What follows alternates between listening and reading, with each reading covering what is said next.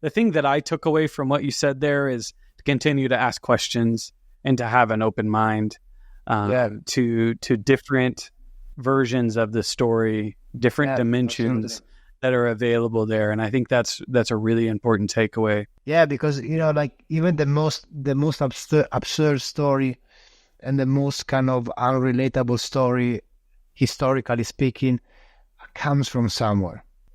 Understanding where it comes from and the reason why came out to light is really much important, because it helps your personal growth and helps your own research, and helps also your say, let's say your views, like the things you stand for. So that is really much important, and I would say more than compassion, I would say like understanding. That is really much what we need right now.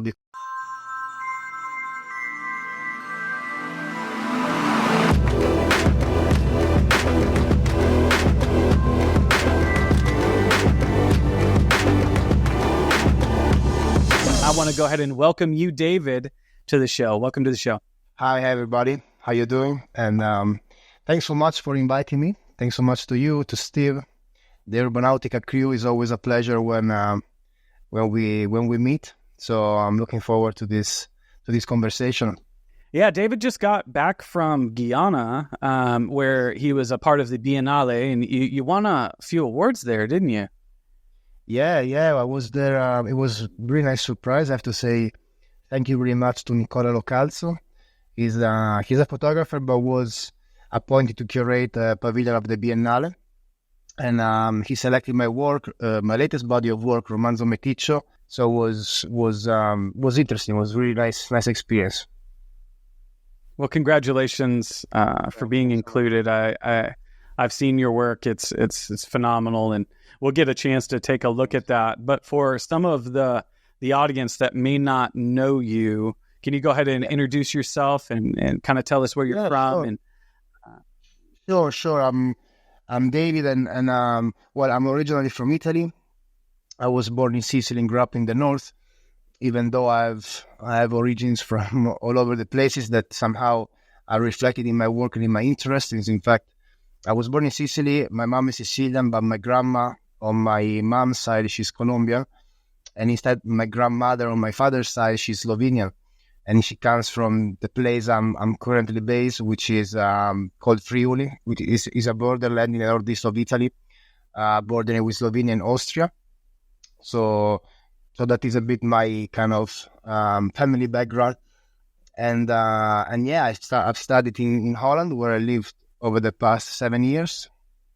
I graduated at the KABK, the Royal Academy of Art in Den Haag, in visual arts with specialization in photography and storytelling. And before that I lived 4 years in Australia, and that's a bit of my biography, and my photography is really much centered around topics and themes that somehow reflect my family background. Yet I try to expand it to a larger audience, so that the audience can relate. And I tend not to center my works on myself only, but it is just usually a starting point, my family background. So I've done with my graduation project called Sclavanie. I was selected for the Urbanaut Award, and then I published my first photo book with Penisola Edizioni. I think 2 years ago, in 2021, I guess. Now with the pandemic, I'm not sure about the dates, but it was 2021. And recently, I'm currently working on a new photo book. As you said, the project is Romanzo Meticcio, which is my latest body of work that has been shown around, especially this year, in Fotografia Europea first, then in Braga, where I won the Discovery Award, and at the Braga Photo Festival, and now in Guyana. So that's a small introduction of my background. I'm kind of curious about you before you became a photographer. What did you? Were you a photographer always, or did it just kind of just happen for you? How did you? What were you like before photography, and how did you get into it? Well, I always kind of liked it. Meaning, I always been interested in stories. Meaning that my grandparents were always telling me stories about the youth and about mythologies and all these narratives they grew up with, and somehow these oral stories that are not anymore, let's say, popular in modern times.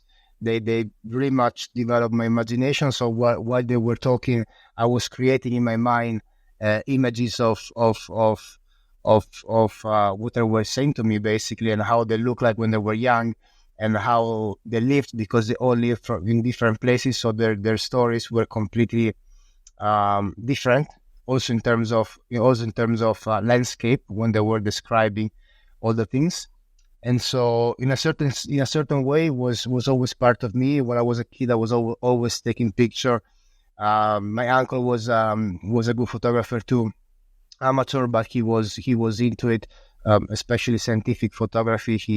He's into that, and so was always part of me. But it's never been kind of my thing. Especially in high school, I had other interests. I was really much into sport. I used to play soccer in Italy, quite good level for academy youth of a really good Italian team.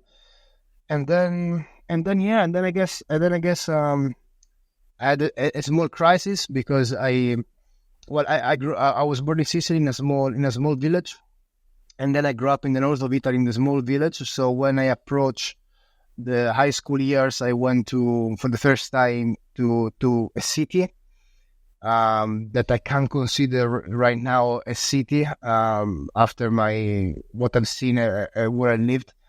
At the time was a city to my eye, and my identity was really much challenged. So if Friuli, the city I'm talking about, is Udine, and it's quite small and it's quite rich. Friuli is an autonomous region in Italy, and the quality of life is pretty good. And so me coming from the country, I had very much a different mindset. Like I used to go and play in the field with friends, riding my bicycle, not knowing brands, not knowing nothing of this. I come from a normal, humble family. And so suddenly I was kind of into this world of people from higher social background.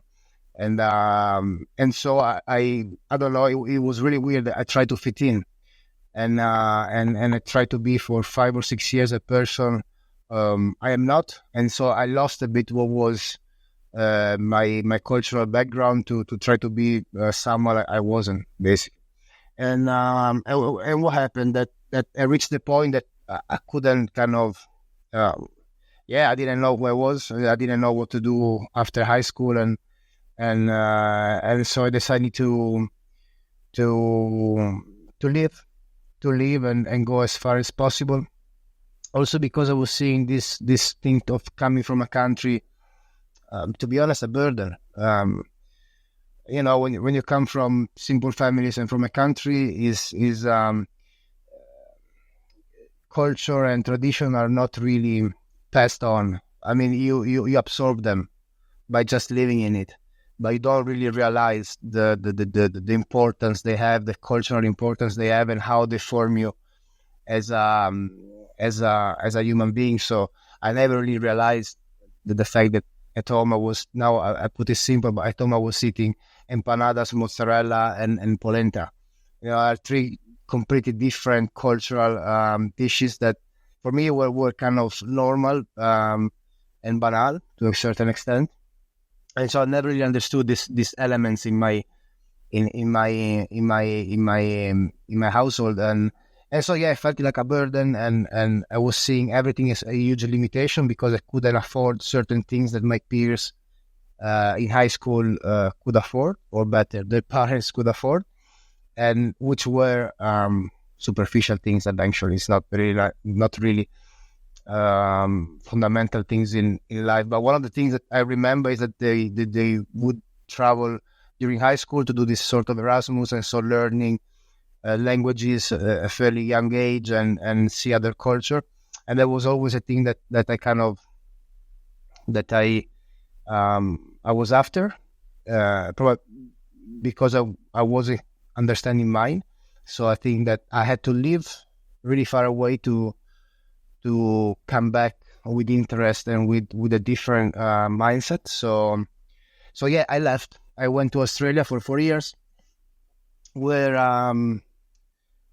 funny enough, I picked up again my interest in photography that was kind of coming back before leaving. So I got my DSLR and I started to photograph again, and I was really liking it very much. And so in Australia, I started to, after a period of settling, so like learning the language and like getting accustomed to a new life, because you have to imagine that since then I've never taken a plane, never moved from Italy, but I took a plane, but to go to Colombia. What are you to Australia?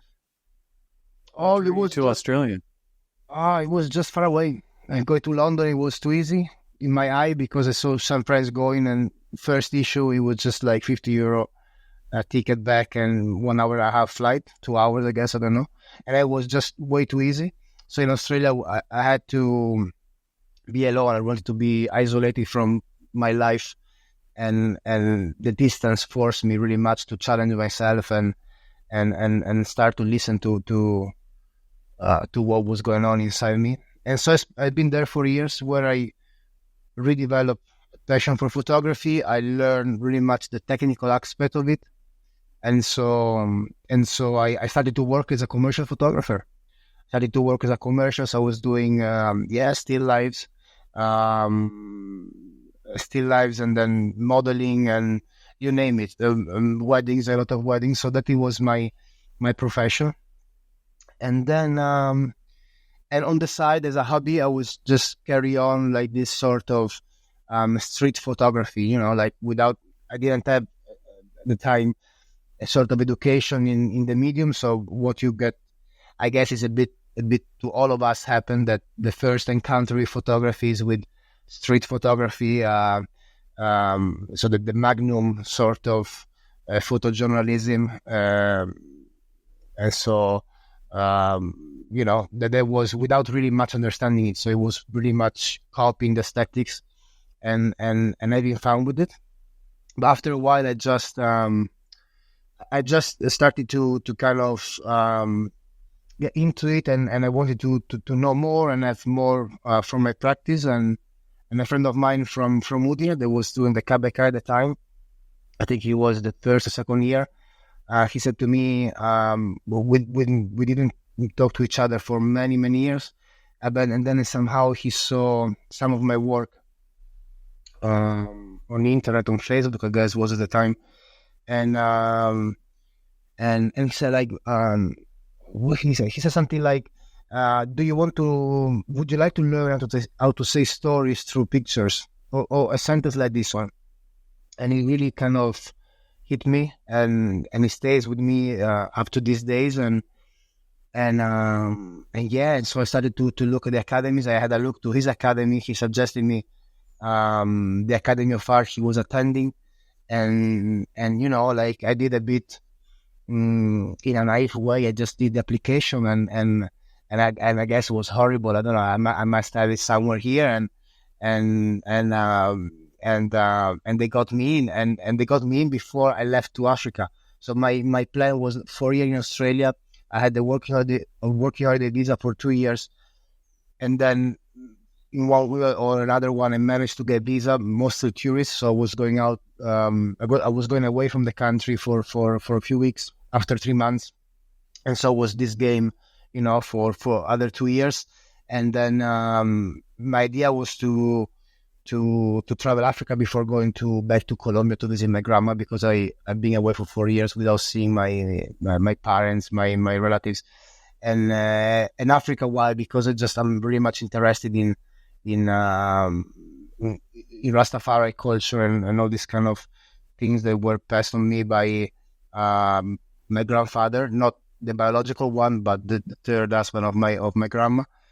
And so I didn't receive any reply from the academy until I guess the week before leaving from Australia to Kenya. It was at the time, and yeah, I got the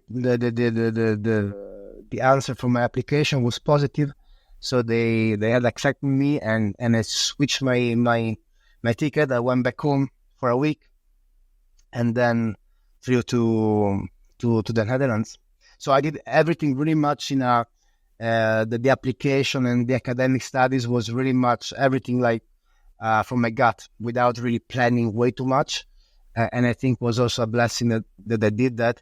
But there was within me the desire to try to learn and try to understand more the medium of photography, but also the power of visual images. Yeah. I think that's a deep story. It kind of it's like Providence in a lot of ways. What I mean by that is fate grabbed you and said, no, you're not going to Africa. We're going here. Do you feel like that when you kind of look back, tell that story? Do you feel like, I was definitely being pulled in this direction on purpose? I often have hindsight and I look back at my path and I go, oh my gosh, this is what I was meant to do. But my path there is kind of strange. Do you ever reflect on that?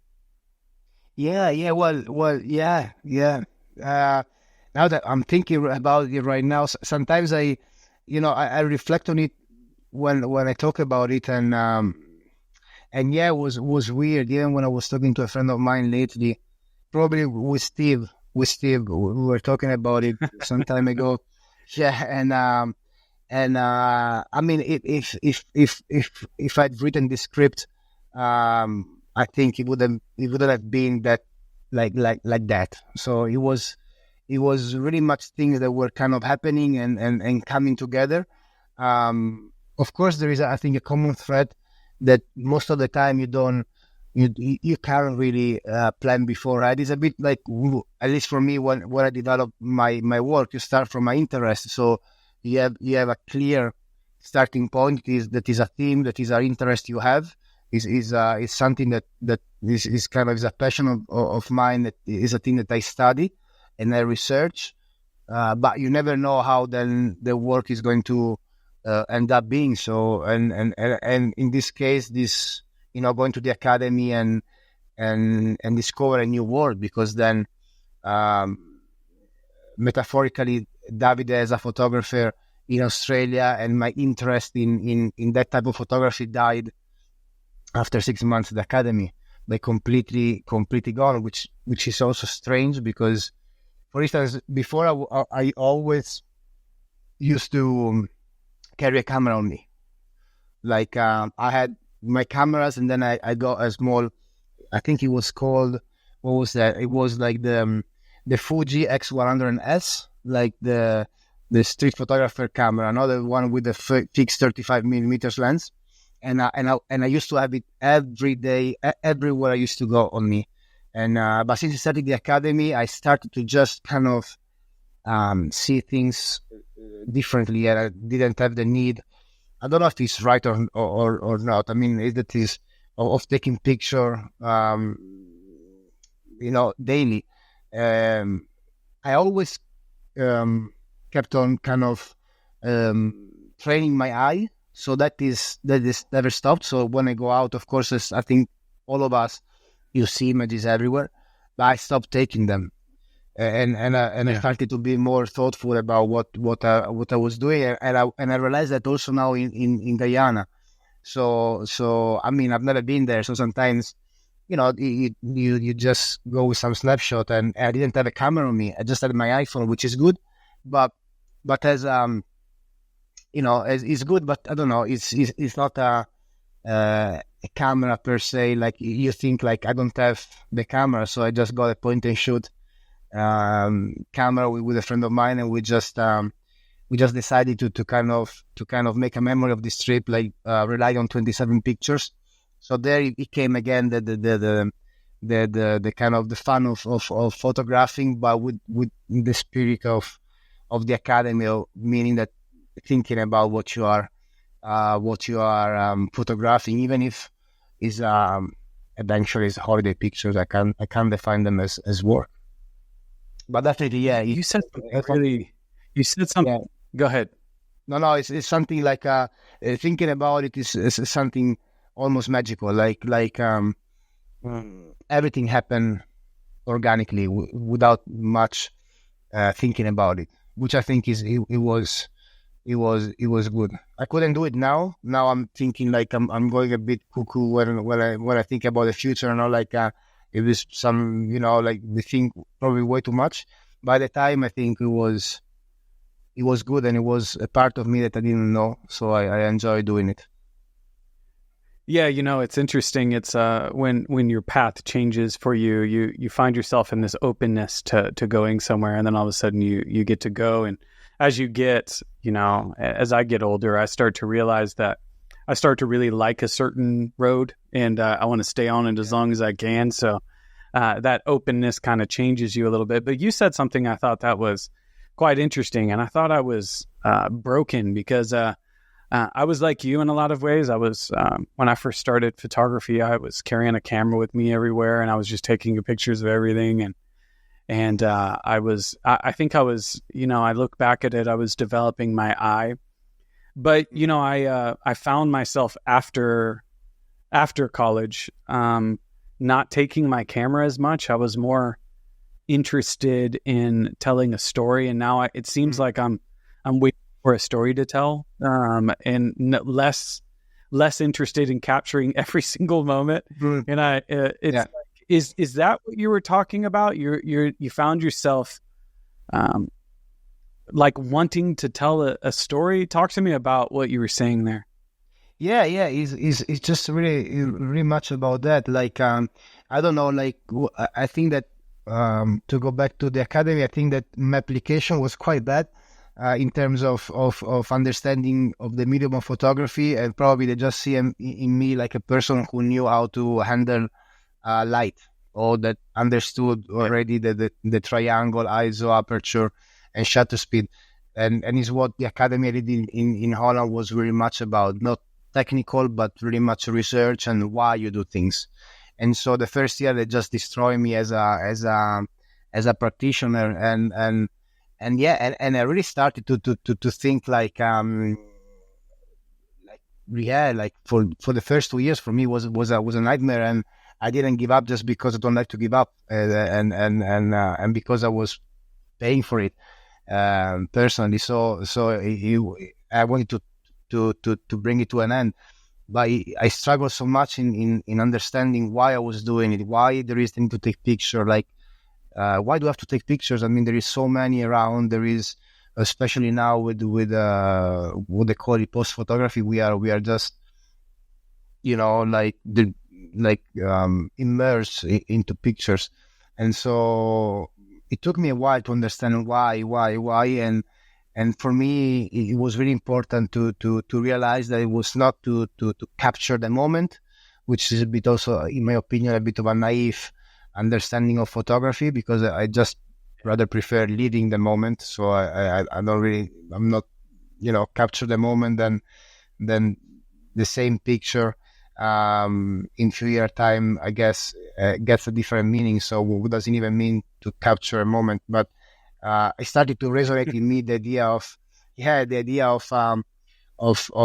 telling a story, and what the image can say beyond the surface of what it illustrates. And so I started, to study different way of image making, and I also changed really much my way of working. And the academy I approach, I got to know analog photography. So I during the first year we got introduced to the darkroom. I was mesmerized. I just kind of, it was for me, wow. And it was really handy. I like to do things with my hands. So it was like being able to be the darkroom, develop, print, and do test prints and contact sheets, all this kind of stuff. The whole process was quite amazing for me. And so suddenly it changed. And then I found I started with black and white. And then, of course, for me, it's really important to, I do a lot of, vast majority of my work is in color. So then I learn on my own, because the academy had the darkroom, really good one.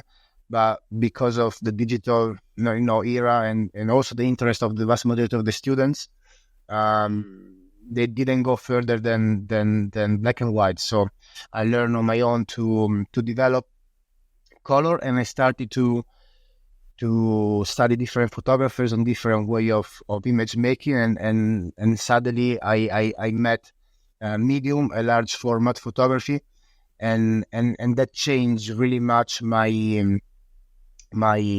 approach to the practice. And so suddenly I hang around with a medium format 6x7 or a large format 4x5. And suddenly the need of taking a snapshot disappeared. Also because technically I can't do it anymore. It's just like impossible for me. And so it was, I think, it was a sort of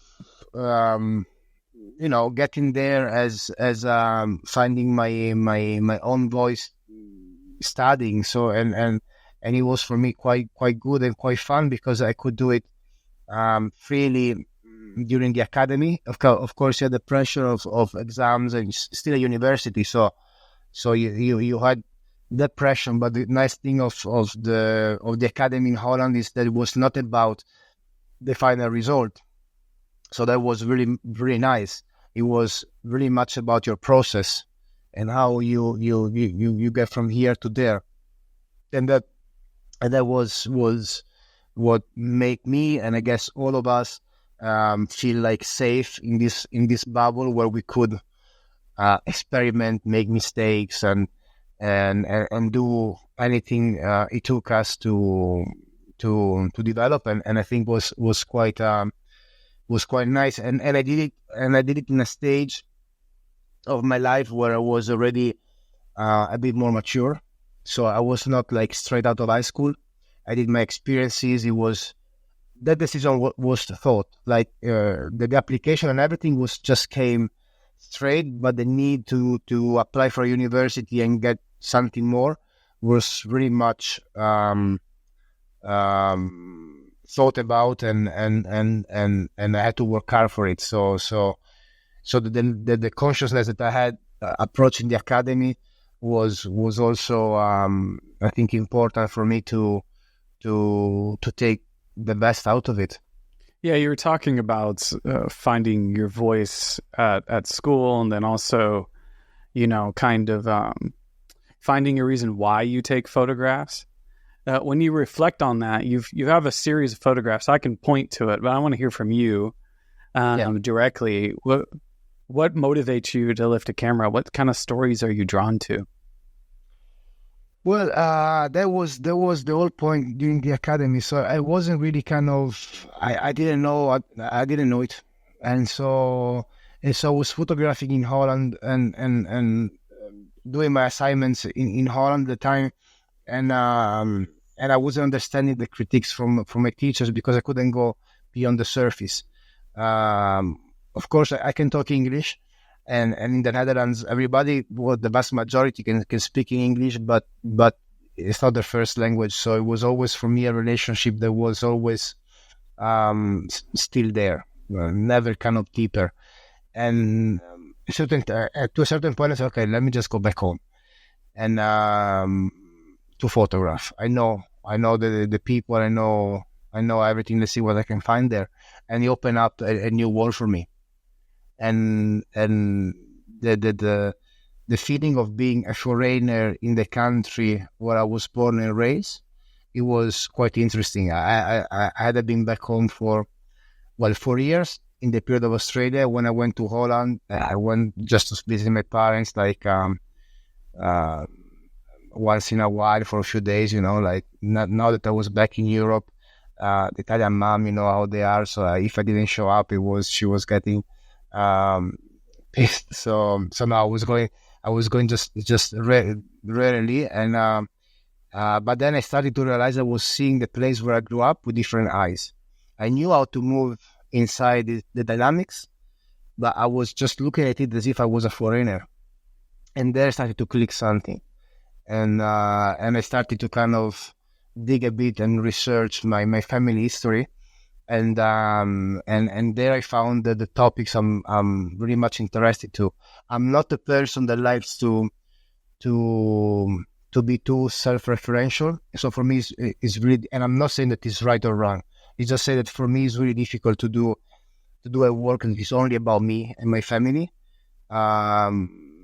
because I don't know. If I see it as an external person, I wouldn't be able to relate much, or at least I can relate in feelings, but not in topics that concern social issues or what's going on around the world. But so I kind of try to understand. I just take my family as a reference. So, for instance, I'm really much interested in the meaning of local and how cultural minorities coexist within a given territory, and I'm really much interested in and I'm studying really much the idea of subalternity that is being kind of developed by Gramsci during the 30s, I think, mid-20s, 1925, up to his death, and it is really much the base or the starting point of post-colonial studies, and so this themes is what I kind of go from my family background, and from there I start my work, and like under this point of view, I kind of found my way through it, and my sort of positioning as a photographer as well as a person, because the two elements go together, and so yeah, it's mainly because of that. So when I went back to Italy, I was just photographing home, the north mainly, where I grew up, and then I started to do research, and I found out things that I didn't know before. For instance, that the Friuli is the only region in Europe with 4 official languages. You have Italian, Friulano, which is not a dialect but is an official language. You have Slovenian, and you have German. These 4 languages, well, let's put it 3. So it's Latin, Slavic, and Germanic. They do form the languages throughout Europe. These are the main roots that form the different languages in Europe. And so you had this small place which was an encounter of cultures and traditions and beliefs, and then I started to study and see the difference between frontier and a borderland, and that was pretty much with Sclavanie, the importance of cultural minorities. And through this project, I found out that my grandmother on my father's side was Slovenian, because I didn't know it up to that point. And Romanzo Meticcio was just a sort of a natural continuation of this research that started with my graduation project, and there I started to ask myself, if there I was asking how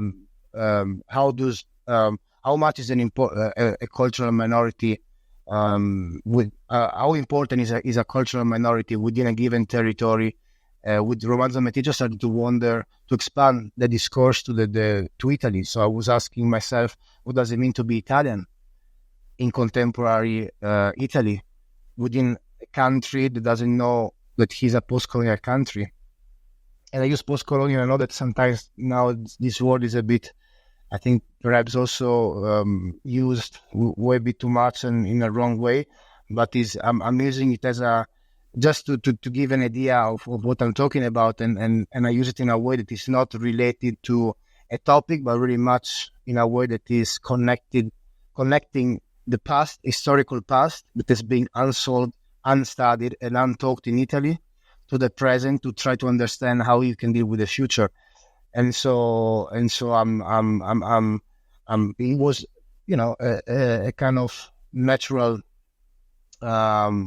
process for me. And to go back to your question, that is how I kind of find my voice in terms of topics. In terms of visual language, I don't know yet. I do really believe I do a lot of portraits. So the project I've been doing so far have they do have a lot of portraits, but also landscape and details. And I work with archival material a lot, and I tend to collaborate with writers that are not within the field of photography, but they talk about the topics I'm dealing with. So I'm really much a believer of this overlapping of disciplines to kind of give a better sense of the story. But visually, I've done 2 main body of work so far, so I wouldn't know how to define myself, and I really think that it is pretty much the project and the story that leads to the visual you eventually end up creating. Yeah, today I'm using analog medium large format cameras, but if the following work requires me to work fast in the night, I'm not really I wouldn't be, I guess, using a digital camera with flash per se. So that is a bit my position. The way you get an image really, it's to me, I think story is supreme. How you get it. You can do it with an iPhone. It doesn't matter to me as long as you're telling an interesting story and making us think. Steve always calls them thinking devices, and I've been reflecting on that and writing about that recently, and I love that idea. So before you had a great setup for us to jump into the latest body of work, but before I do that, I'm kind of curious about your influences. Do you have any artists that you think are like your biggest influence? Well,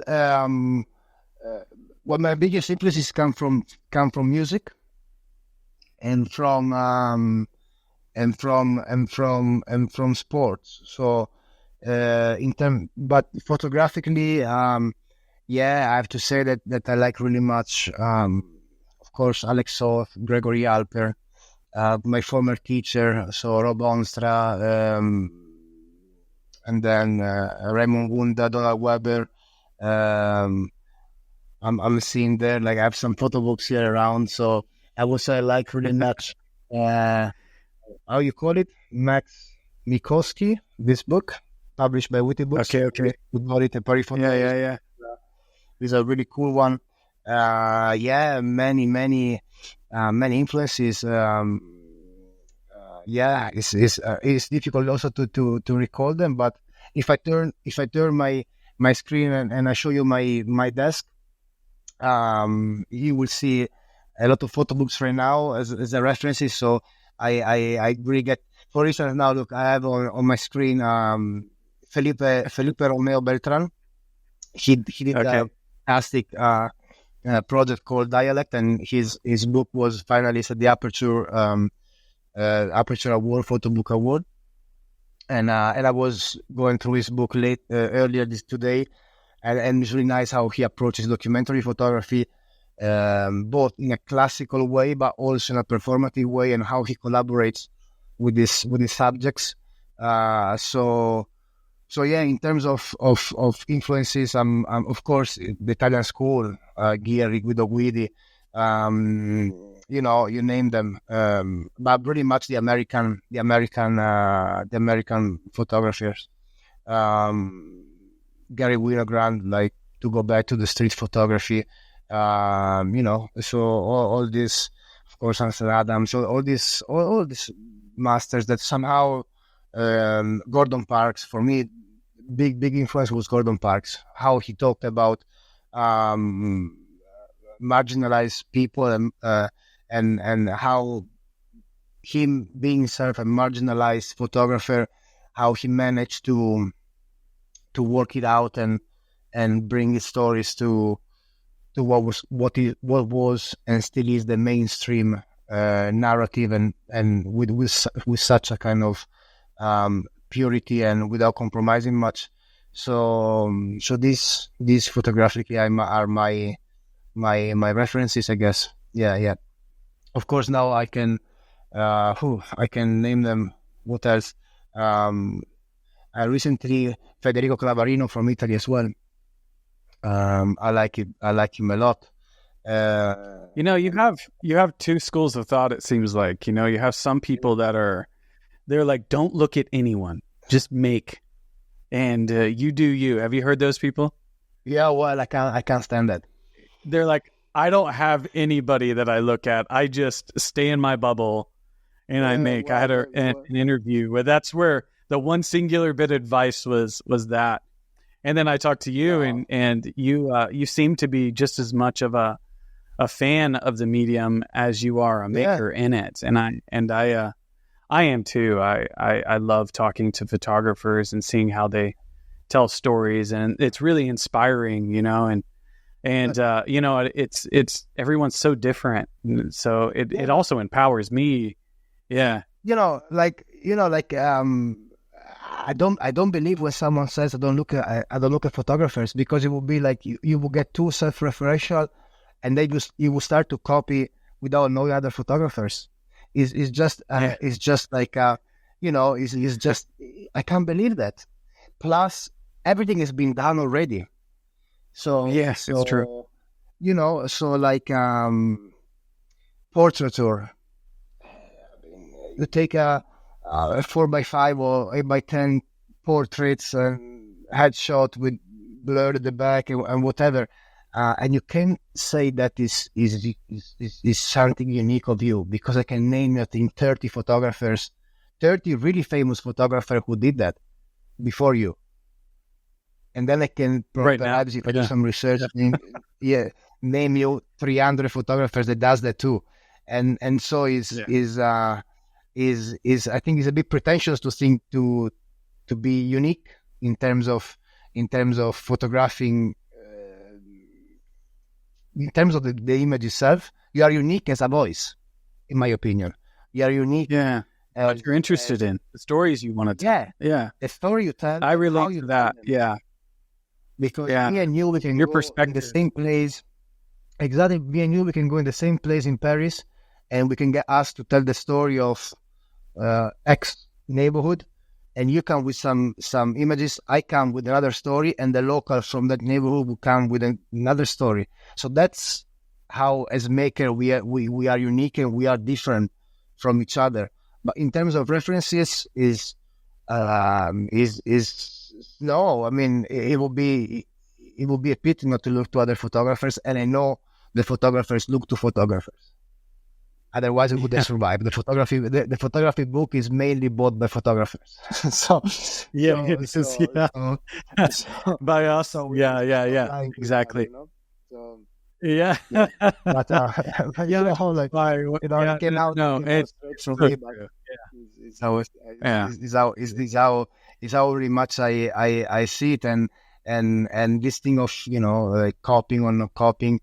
It's impossible unless you really go in the same place where some photographer took a picture and you do the exact same framing, and I mean you copy everything the same, project included.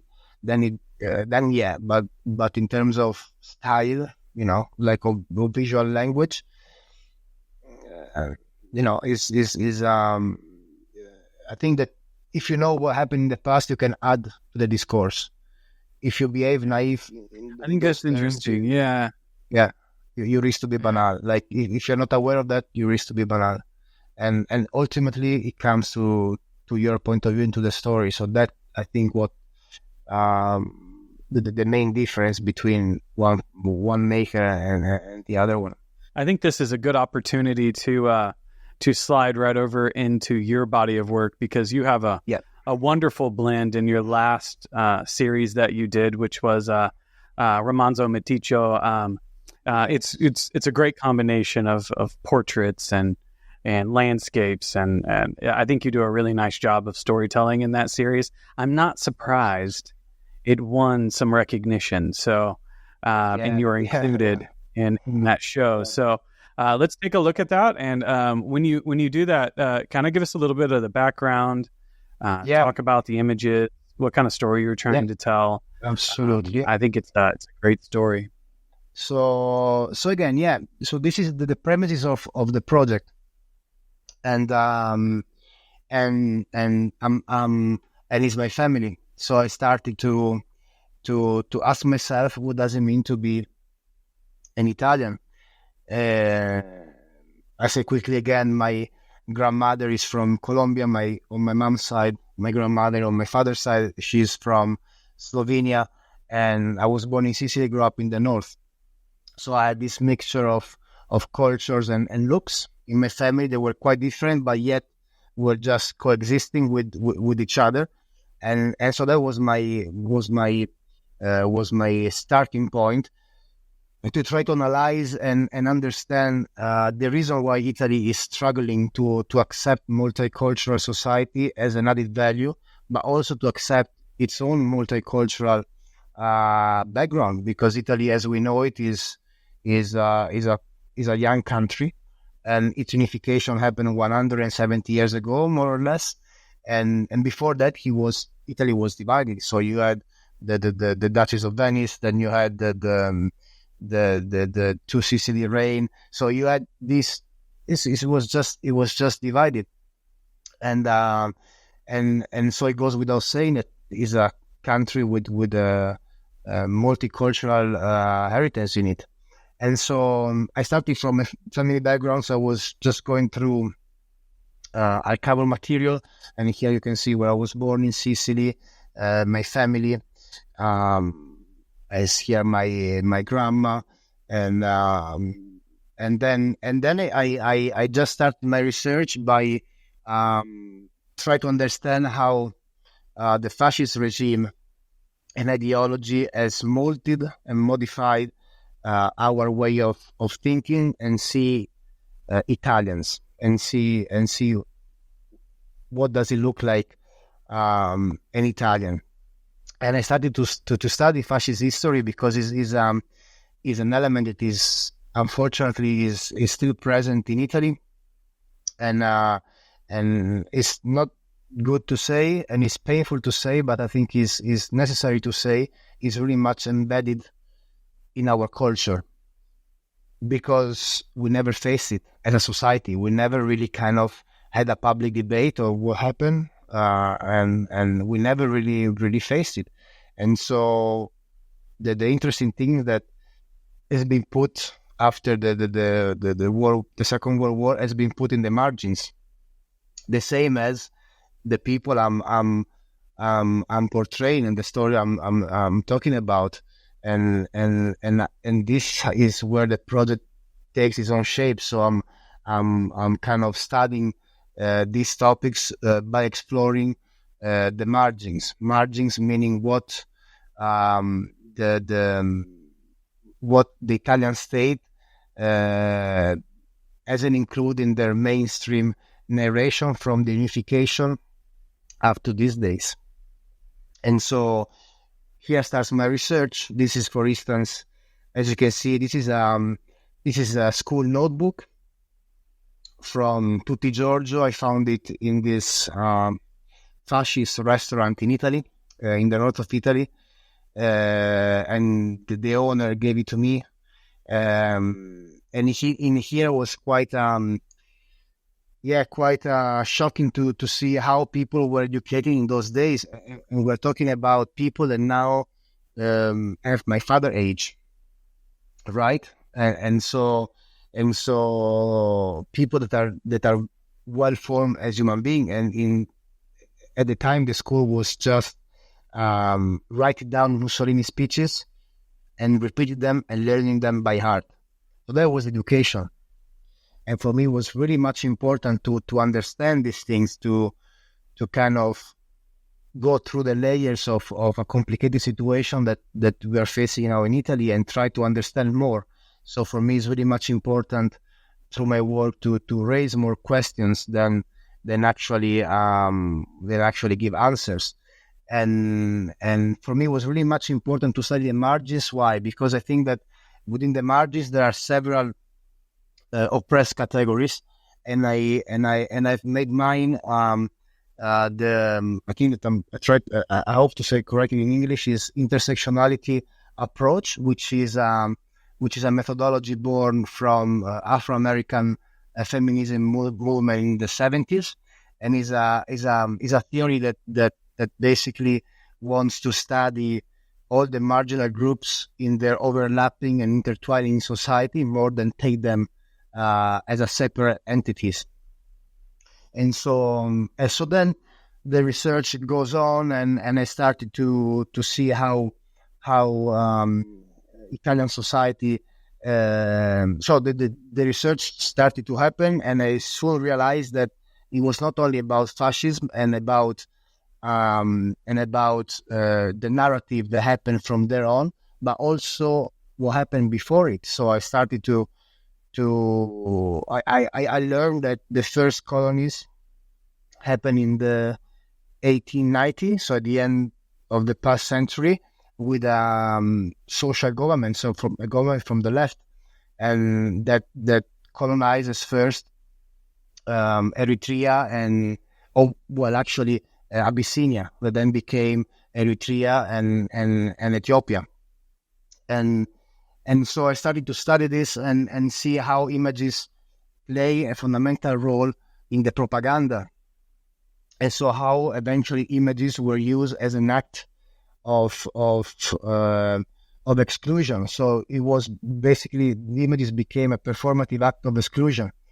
and also an element to define a narrative. So we have here a manifesto from the fascist time. He is depicting an American soldier. Naturally, here he's depicting an African person. I think this was for the Ethiopian campaign, and he says protect her. She could be your mother, your wife, your sister, or your daughter, and with also a really this kind of imagery, which is not really reflecting how a Mediterranean person looks like. So he's already there.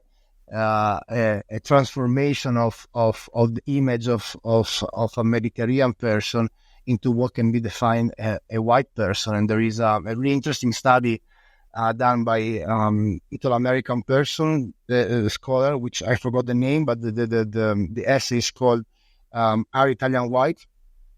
that goes through all the process that Italians had to do to obtain the white status in America, and the status that they obtained in the 90s. Because before, that was an interesting story. When I did some research about my mom's surname, she's Lepardo, which is a surname that doesn't exist. So my great grandfather was orphan, and in Italy they used to be called NN. I don't know how can I translate it, but we can say nobody's son or nobody's child, and it was given to them the name as a surname, the name of the place where they were found. So happens to be Lepanto, which is a small village in the Messina district, that then when it was transcribed, it became a Lepardo. And in Italy, Lepardo are just few right now, which is basically my family. But there is a huge community in Chicago, because a good part of my family migrated in the 40s and 30s to America. And so it's really easy to find these documents. There is a website on internet, which I forgot the name, but you can trace the story of immigrants in America by just typing the surname. And I found some documents that from, I guess, what are my relatives stating that was Italian, was with a race white, complexion dark in the document. And Italians were put in together with Afro Americans in Harlem. So that ghetto was shared by Italians and Afro Americans. back in the days. So for me, was an interesting story to get to know. It was making me reflect a lot. And there is also a nice book written by Kim Ragusa, she's Afro-American Italian. I don't know how to put it. She was born in Ireland by a Afro-descendant mom and Italo-descendant father, and she really wrote a nice novel about it. And so I started to think about the use of images and how marginalized people were represented in Italian society. Here is another example of the Fascist Manifesto here, and this is an advertisement of Ramazzotti. Is an Amaro.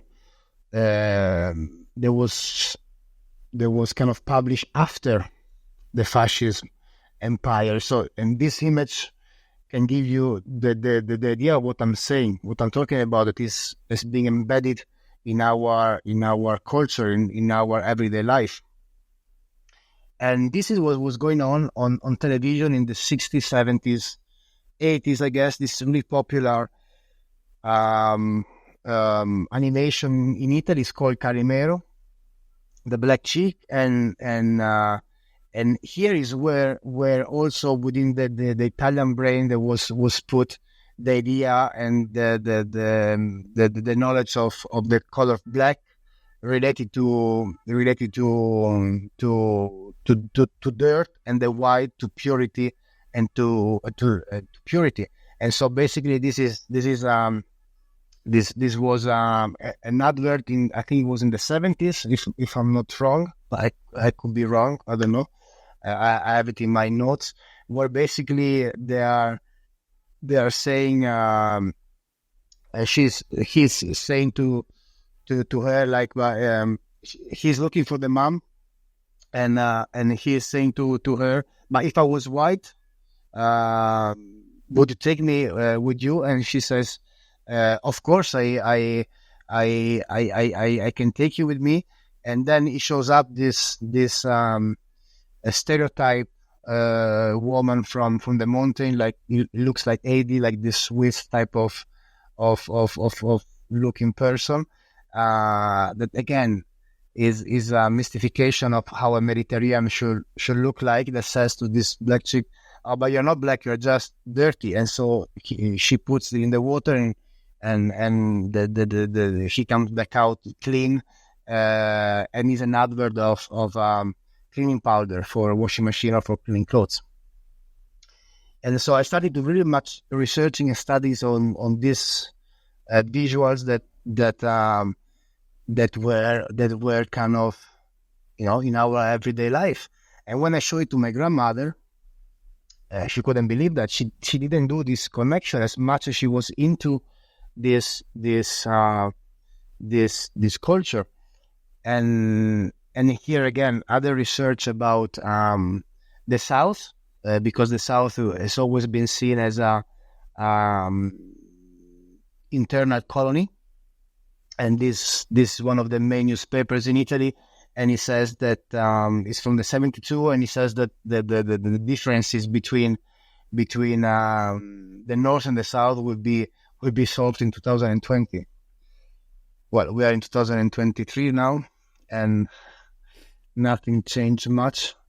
And then I've studied how in literature, of course, Carlo Levi, he analyzes contemporary Italian identity, constructed on the racial otherness of the people from the South, and the definition of Southern Italy as a part of the Africa territory on the edge of Europe, and the representation of the black body, especially of women.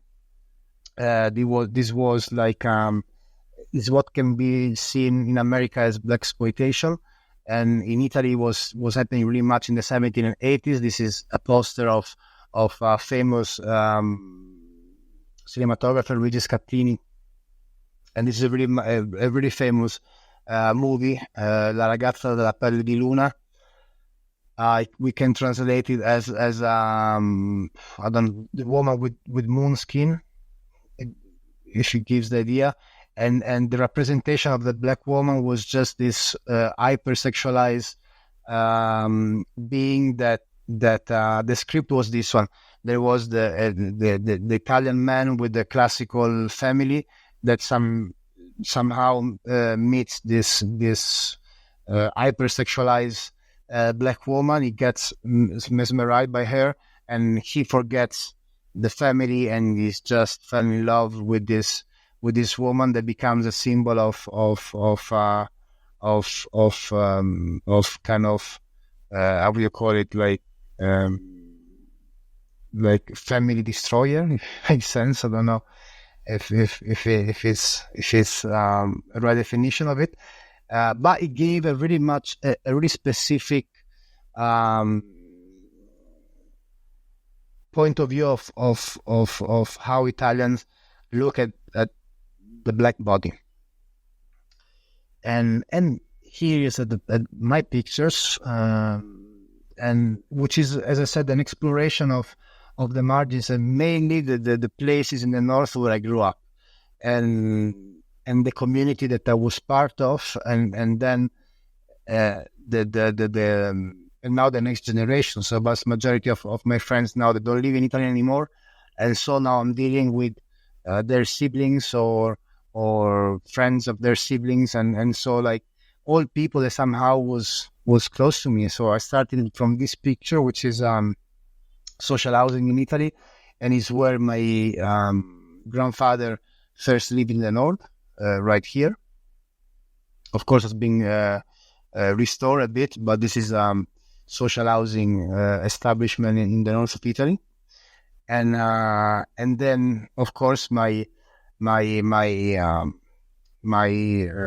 project carries on with portraits, and probably this one is I think is the most is the most known picture of the series, and this is they're good friend of mine, and this picture came after a 5 years relationship, like me 5 years me photographing them. I'm quite slow in my process, especially when it comes of portraiture, especially when it comes to represent the other. I'm really aware about I'm really aware about the meaning of representation, and ask myself a lot of questions. So but I really wanted to kind of, and for me this one was a really risky picture for these reasons. But I really wanted to kind of invert the narrative and find softness and vulnerability in this couple, and try to destroy both stereotypes. And while I will always thank them, because they really open up to the fullest, and they're being amazing with me, with sharing their story and their love, but most of all their vulnerability.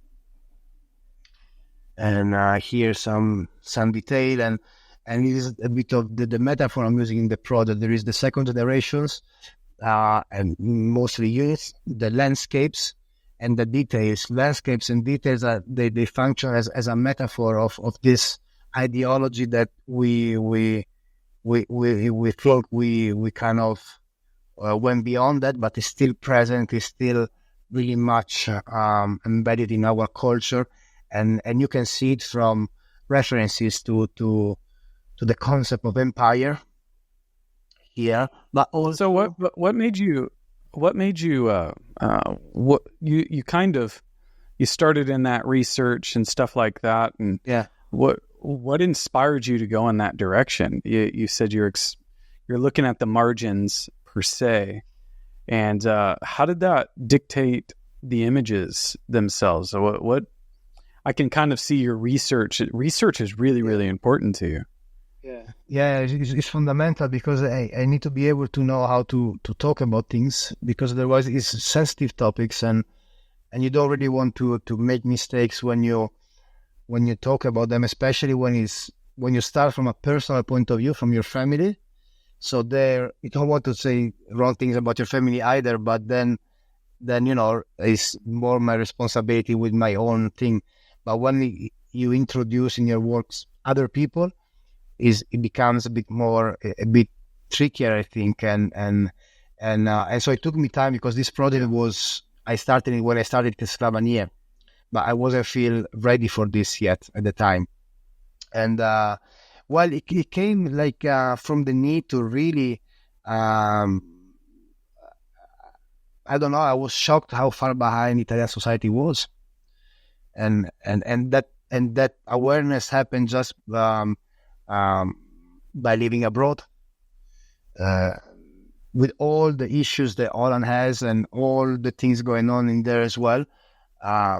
Their level of awareness on these topics is is pretty much way more developed than in Italy. In Italy, it's starting as being 10, 15 years where things are moving, especially in the literature. You have fantastic writers of second generations and so forth. I mean, I can name few, like one of them I think is Ijaba Shego. She's great.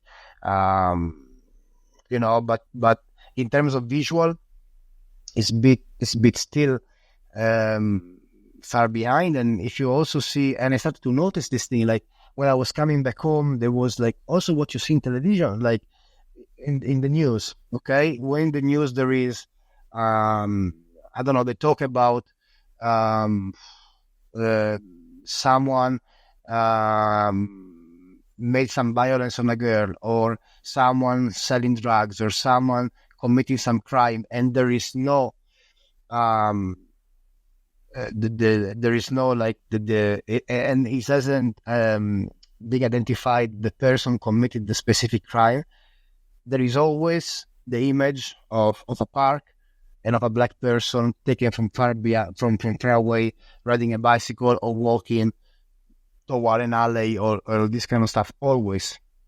And you want it or not, by displaying that, you just create a fixed image to the people you are talking to, which is, in this case, when it comes of news, is Italians. And so I really felt the need to kind of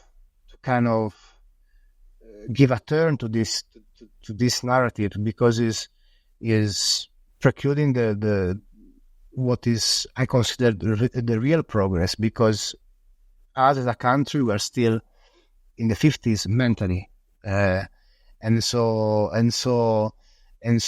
we have to do it. I think is just fundamental, and we have to do it right now, because what I think is what is being marginalized now is what forms Italian identity. It is also like as simple. It's as simple as that. If you see the statistics, I think that Italy is one of the oldest countries in the world. If not the oldest, it goes in the top 3. And the rate of birth is just like to the minimum. Over the past 20 years, the new Italians are the second generations. So the people who contributed to the repopulation of a really old country were immigrants. And now we are already at the third, fourth generation. So they must be considered Italian. That is where the strength of your country is coming from right now, and it's a fantastic strength, because is a melting pot of cultures. And me, as my personal experience, differences and different cultures cannot be an issue. It's only an issue when you try to explain to someone who thinks that have a fixed path in his life, because it can get like you fitting in more shoes. But you personally, when you deal with it, most of the time, at least in my case, is kind of organic. You can move organically, and is I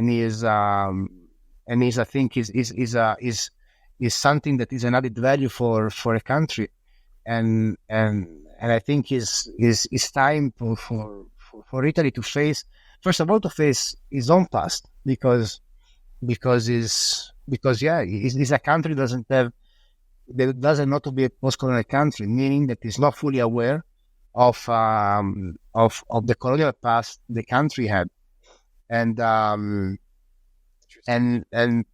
so as you flip through these, I can kind of see you thinking through these ideas, and you're kind of confronting not only yourself, but you're also confronting the society you're coming back to. I really relate to that a lot. Having lived abroad and still live abroad, when I go back, I feel like I'm a foreigner there. I don't feel the same as I did before. I have a broader perspective, and so this series is you reflecting on that. Yeah, I do that, but most importantly, I reflect on how important it is to face our past. We never did, and so it must be a time in which you acknowledge certain things that they can be painful, and they are painful, but it's okay. I mean, you did some wars to other people, so it just get a bit of awareness of what happened in the past. It's painful. You might need to rebuild a bit some of your values, but I think is a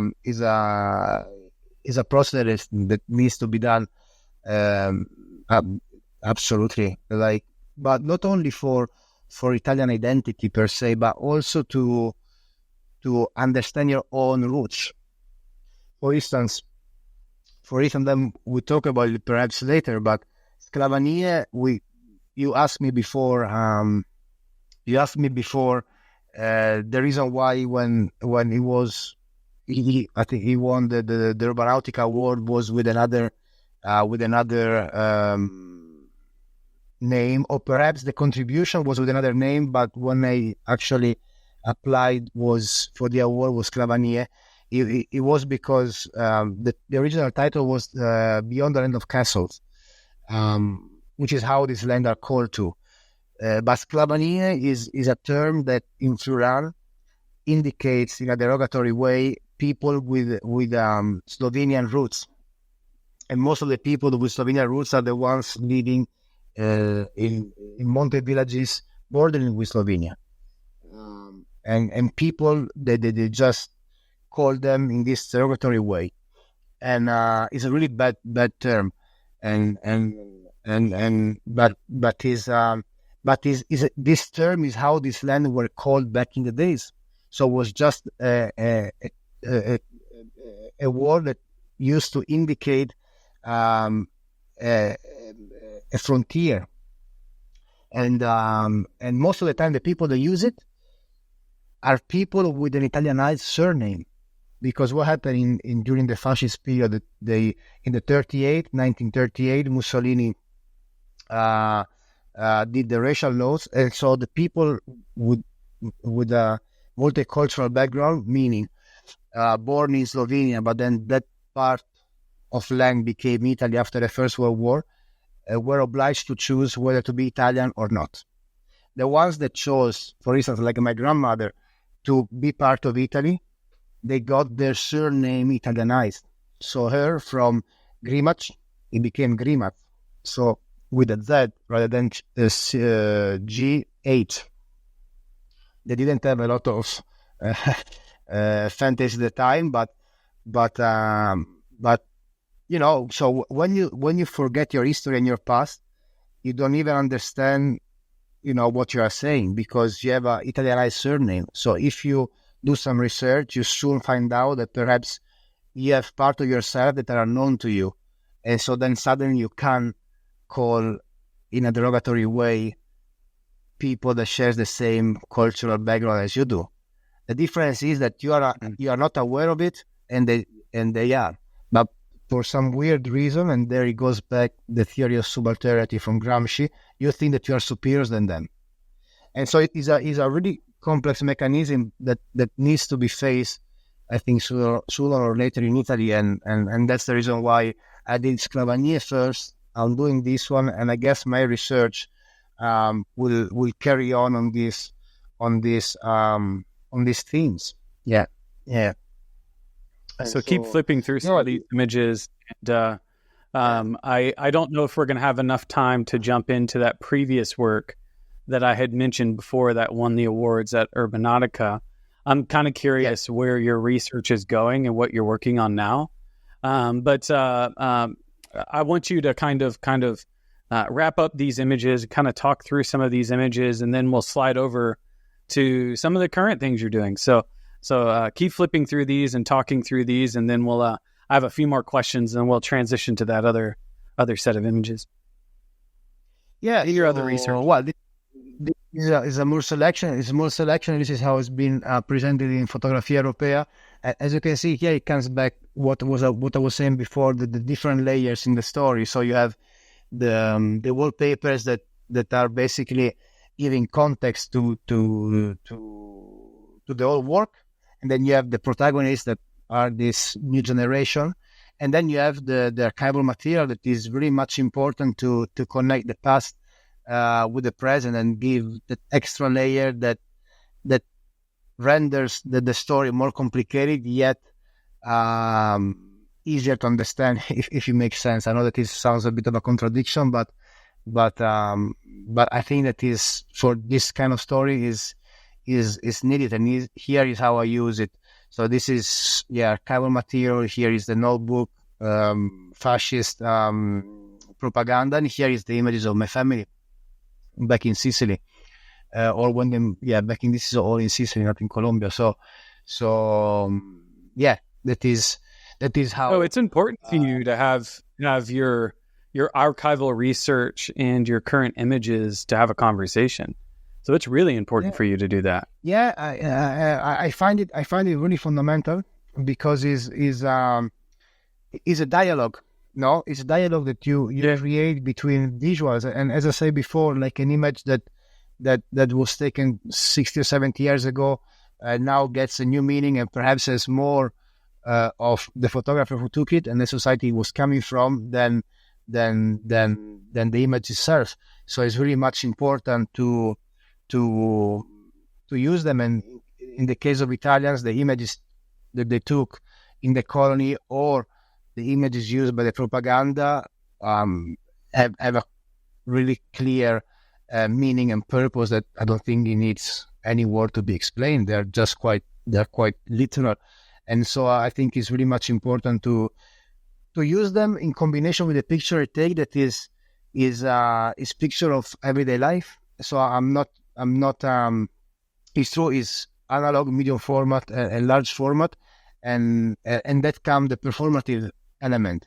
So I'm not asking them to perform in terms of movement of their body, but I'm asking them to perform as humans, like to be themselves. Because these guys, and so suddenly the picture, it becomes quiet.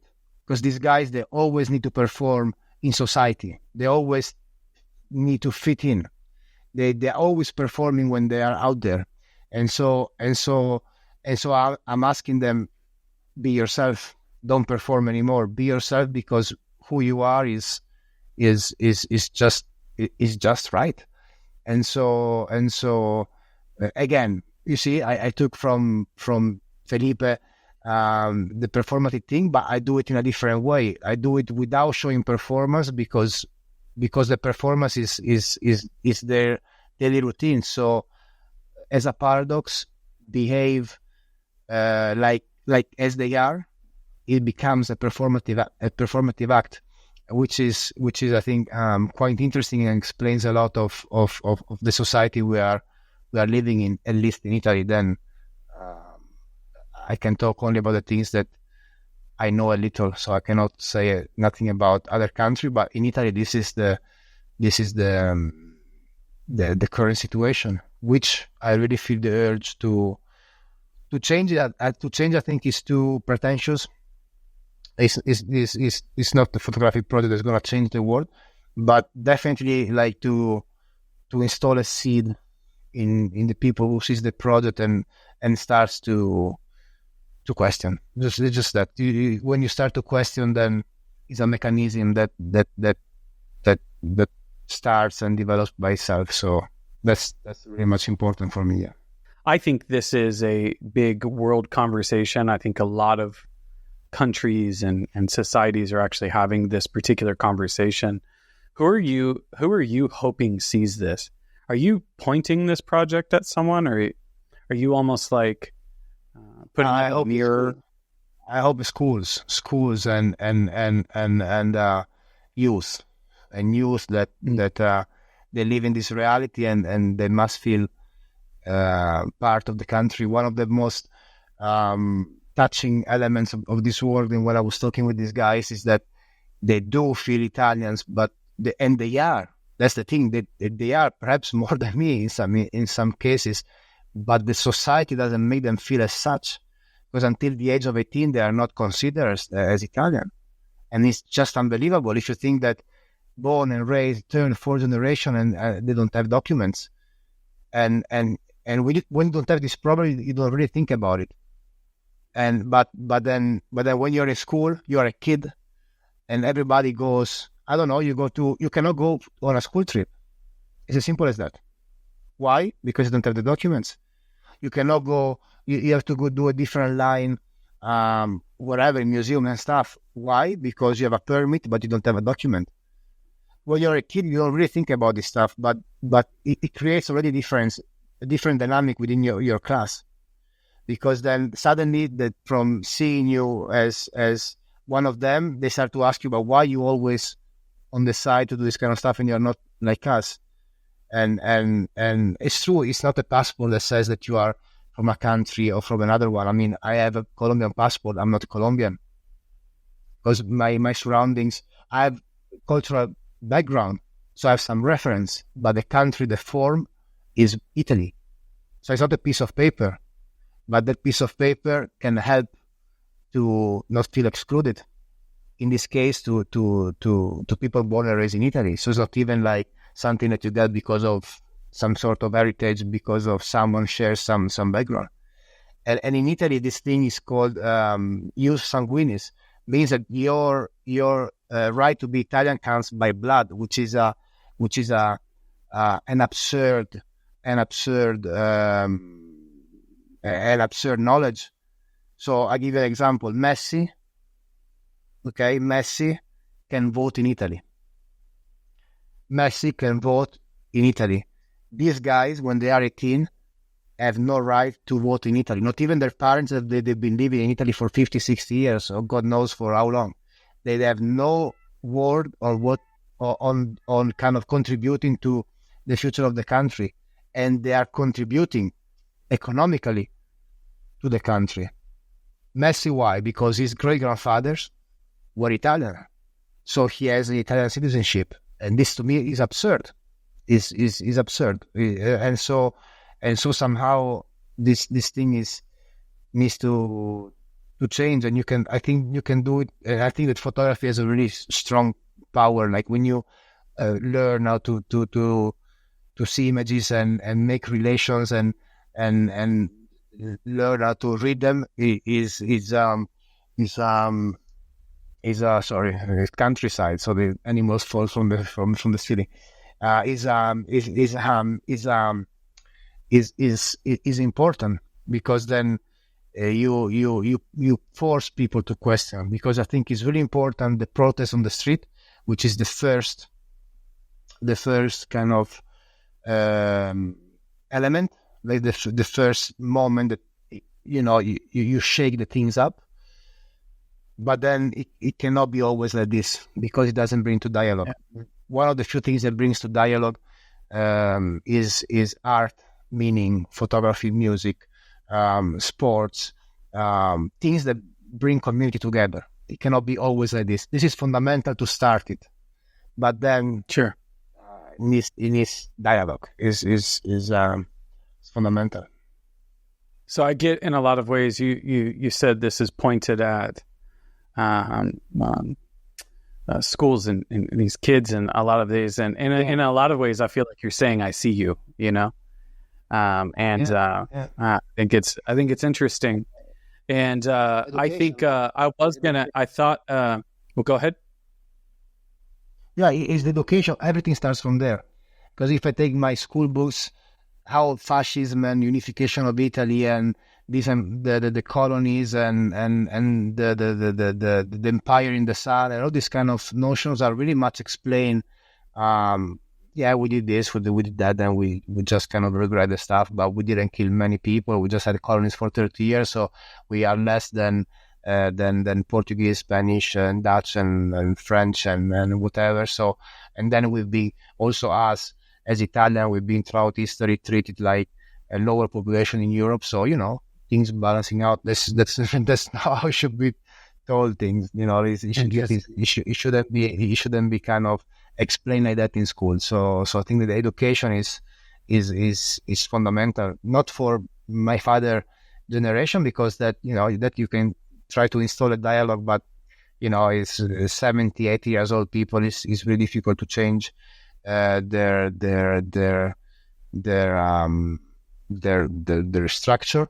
But it's fundamental the new generation. Not to say that old generation we have to forget about them, but a society relies on new generation, not to the ones who contributed already to the society. So that's I think is my main focus.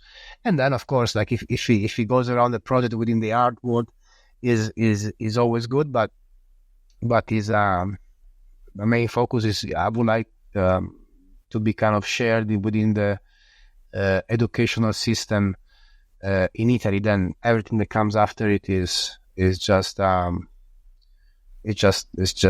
consider it as a blessing. But the main thing is has to serve as a purpose a bit.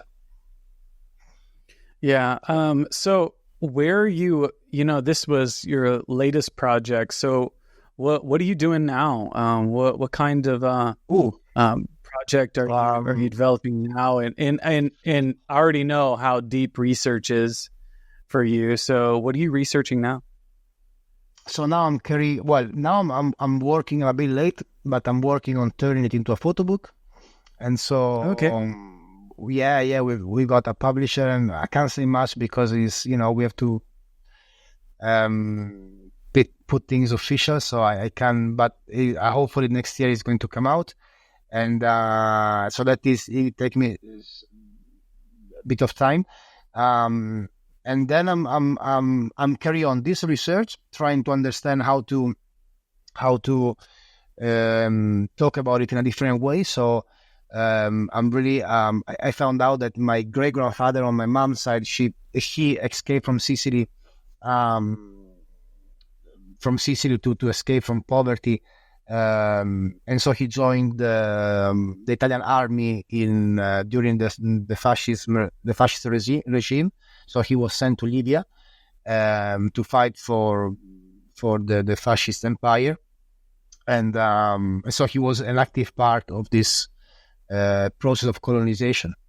And as far as I understood from my family members, he was not also a nice example of a man, or what a man should be. So that could be a good starting point for a new research, and perhaps talk about the colonies, both outside of the country, so mainly in Africa, but also in Greece. There's some in Albania, and in Italy, because the interesting things that Italy has is that the term the word colony. So generally speaking, in other culture, colony, the term colony is just indicates a possession abroad. So British, the colonized, whatever, and that is their colony.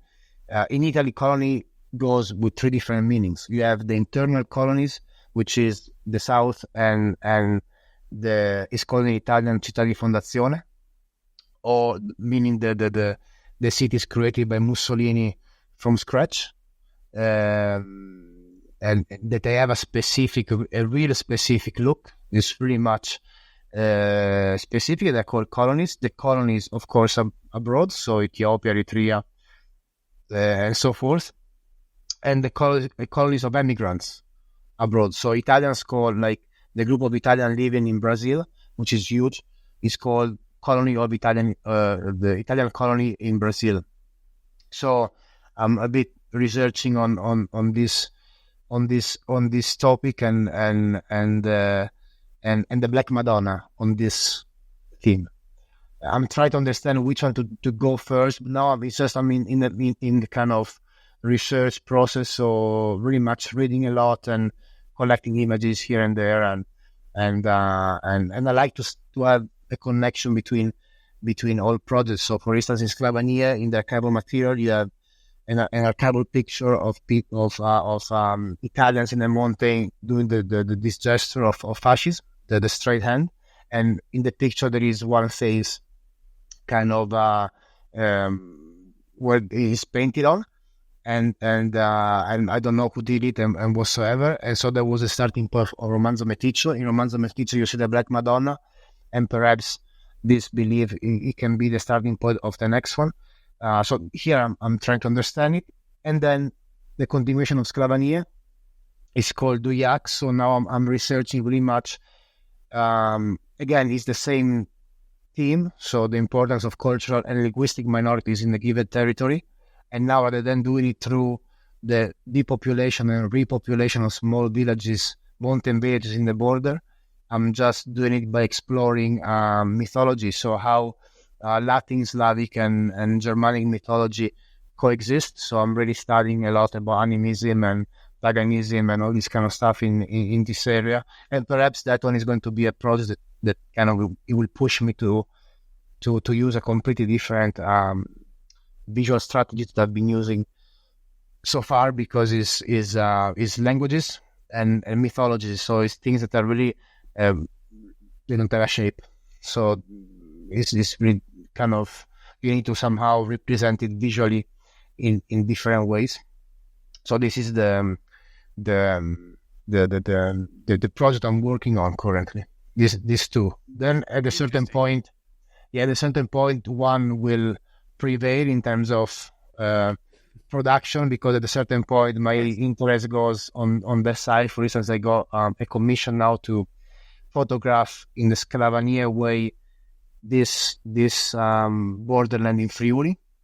So I use that as also a kind of an opportunity to do my research while I'm doing on a commission, and perhaps use some of those pictures I'm taking right now. Or perhaps no, I don't know, but this is a good starting point, and let's see how it goes in the near future. But these are the two main things I'm working on, and I can't handle more. So because it's so you were really slow process. It's a really slow process. You were mentioning some unseen images, never before seen stuff. Are you willing to show that? Yeah, absolutely. Let me go back here on my sharing is caring. Again, this notion of mythology, so is animism and paganism are really much connected to Earth, and the moon takes the elements actually take a really important part in the story. And so I'm starting to explore these things. So I went to you call them in English the observatory, where you go and look at the moon. It's called like that, observatory, I think. I don't know. And I went. There is one in Friuli, and my uncle, the one that likes to take scientific picture. We call them planetariums, I think, too. Planetariums. Well, it's a lot of times that you look at the stars and yeah. Went there to shoot some pictures. I'm sure someone's going to correct me in the comments, but yeah. Please let me know so I can develop my vocabulary in English. And so I decided to take a few pictures over there because, as I said, my uncle is a really passionate, and so he goes there. In Friuli, you have two, and they are run by really serious amateur. They are not professional, meaning that they don't get a living out of it, but they are really, really serious amateurs. So they are within the professional kind of field. And so I went there and I took some picture. It's really kind of cool. It's a different way of taking picture. And then this is one of the myth is this is a Krampus. It comes from German. It's come from German beliefs, and this kind of ritual is practiced only in this side of Italy, in this mountain, and in Germany, in few villages in Germany, and that's it. And it happens on the 5th of December, and it is this kind of monster that comes out of the bushes, and it goes to punish only at night, and it goes to punish kids that haven't behaved properly. And you take a lot of images, a lot of your portraits. They're looking away. Why do you do that? Because some of them they look at the camera, some of them they look away. I don't know. I just like how they feel comfortable as well. I never noticed that though, because if I see the one from Romanzo Meticcio, I think there is a good balance. I wouldn't know. This is looking at me, so I don't know. Like, I think it's also like how a person feels like, and ultimately you want to present them. Like, I mean, you want to take also a nice picture, so it comes also in my mind how it looks in the picture as well. So I think that is also. That is, among all the things we said, I think it's also important to realize when you can take a nice picture and how you can take them. So if you did a really nice portrait with someone looking at you, it doesn't necessarily mean that it works for every subject you encounter. Some other subjects have some magic when they look away from the camera, or when they are giving you their back, and sometimes that the kind of posture for them is as kind of strong as someone looking directly at you. So I guess I go. So it happens for you. It happens for you organically, and it really just depends on who's in front of it. And I didn't know if you were trying to tell me something directly, or if that was staged, or They're all staged, but you have to think that this. I'm showing you selections. So, for instance, of this subject, I've taken a roll of film. So you have like the frontal one a bit higher, looking away at the back, and here and there, full body, half body, and so it's just several attempts, and then the one that hits me the most comes into play. And so this is one, and then you've got here, which is this is very much a sort of, it's also a different language because it's more landscape and stuff. This is very much something that is starting, is also talking about subalternity and what we'll be talking about with Romanzo Meticcio, but is about the Mediterranean. And so I was just starting to, and specifically in Malta, I was called to do a commission, and I really I was struck by the similarities I felt with Sicily, with the place I was born. And it's a work I always wanted to start in Sicily, and somehow I started it in Malta. And I just this is just some picture I took in between my commission work, and I don't know, I'm just starting to thinking about it and see, I'm just leaving them there to kind of grow within me.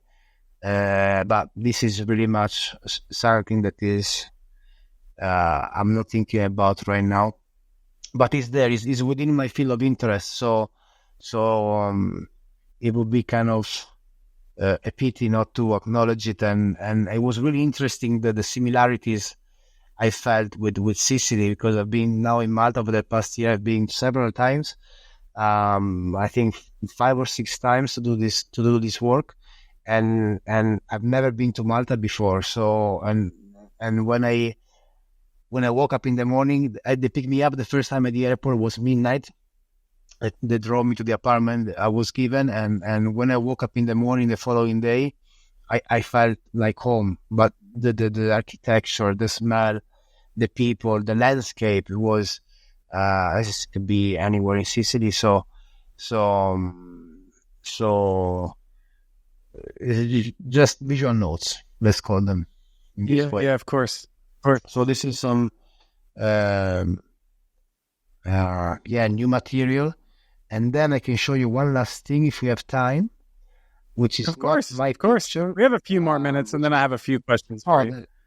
That's great. So it's not my picture, but and I'm not that organized, so we can stop sharing, and I show you this. This is some thing that I was given by. Well, this is the Black Madonna, as you can see. It is worshipped here in Friuli and in Italy. Almost each region has his own black saint. Nicola Localzo, for instance, the photographer that called me, and now curator also, that called me at the Biennale in Guyana, did a fantastic project in Sicily about Benedetto, this black saint worshipped in Sicily. This really amazing project. It's just like, I can't describe it. I think I wouldn't be able to describe it fairly, and so I really suggest people to go and have a look at it. And this is some references, you see, that was for Romanzo Meticcio. So this is a doll, and here it says the Negro Angel. So this was in the 80s, So this I got it on eBay, and this is the games you were giving to your kids, and here it teaches you how to build it. So that is to come back to what I was saying before, and this is an album of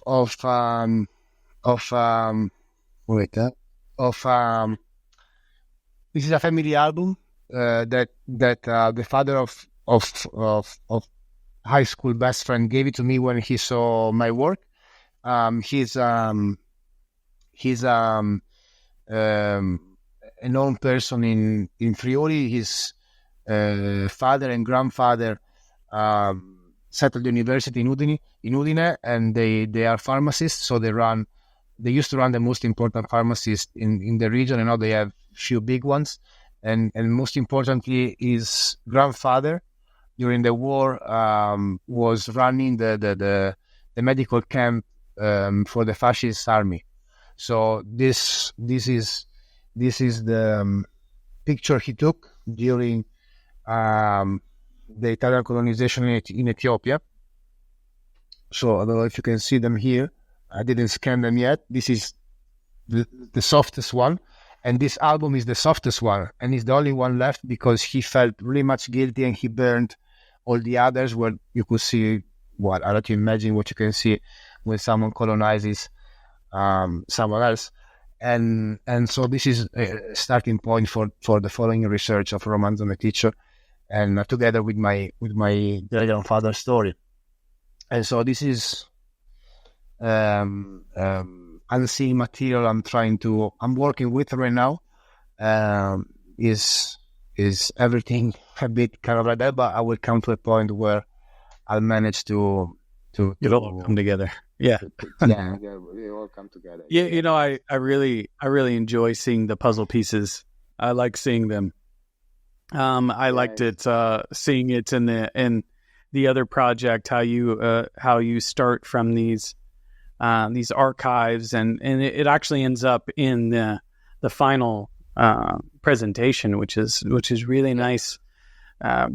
You're not tackling light subjects. You're jumping into very heavy things, and this is a kind of a personal question for you. And how has it changed you? Well, it changed a lot. I mean, how it changed. Have you reflected on that? Yeah. I mean, it changed in a way that I'm not.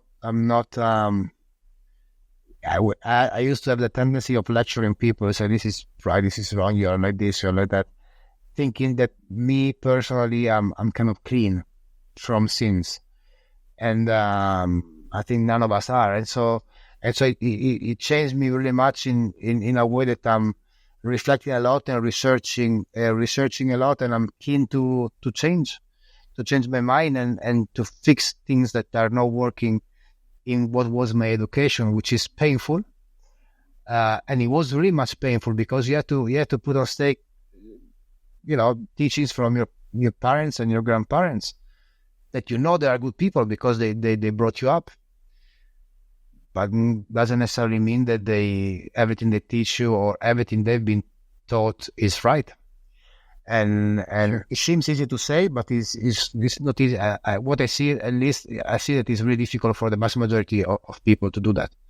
And so that is a really important teaching. I've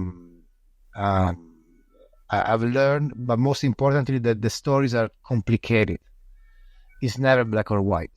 That's really really complicated, and it's even more complicated and ambitious to try to understand them. So it's always better to try to carry on with questions and try to dig as much as you can in it.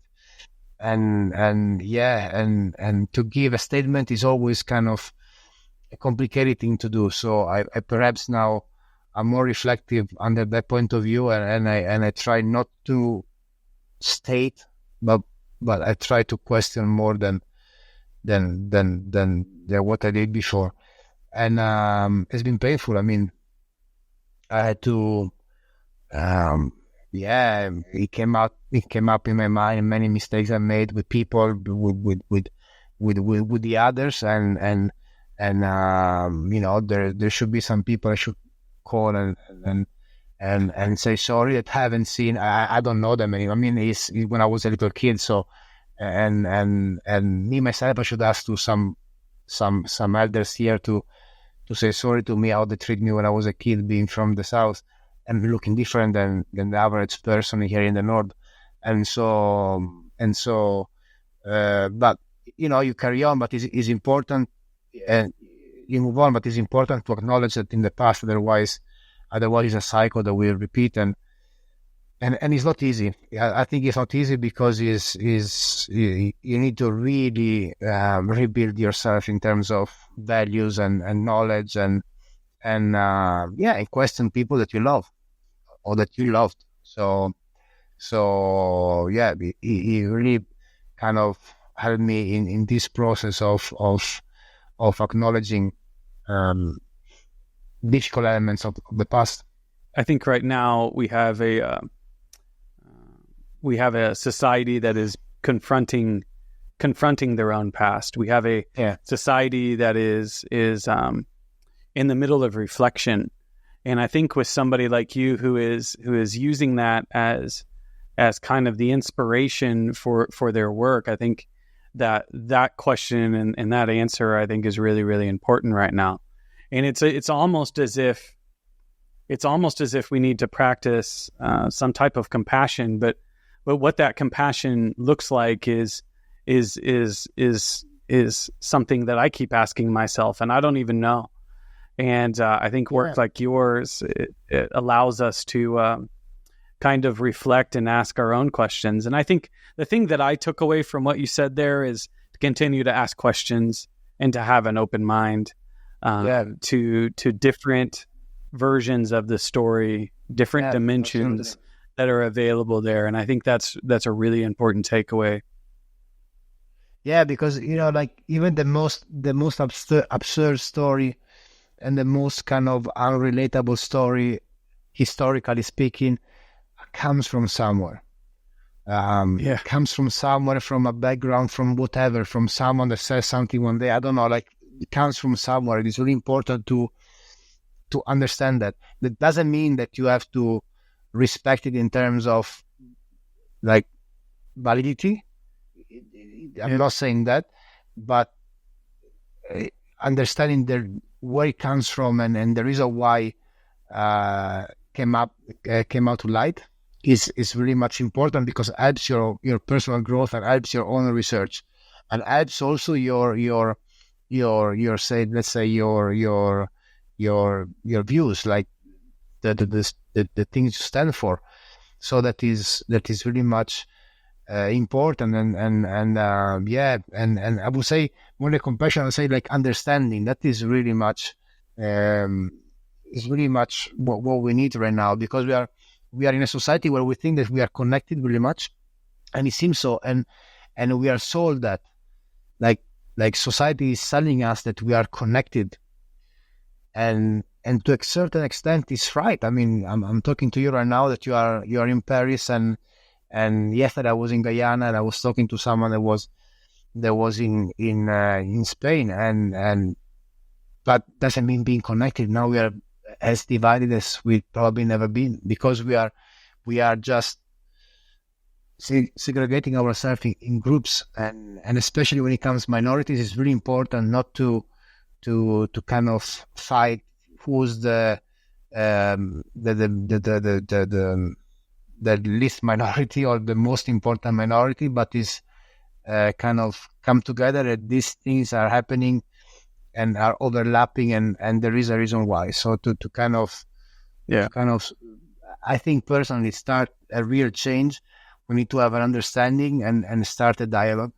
And a dialogue is difficult because, you know, when you have a dialogue with someone that has a different views than you, the easiest thing to do is raise your voice and fix yourself in a position and say, boom, this, I'm right and you are wrong. And but is not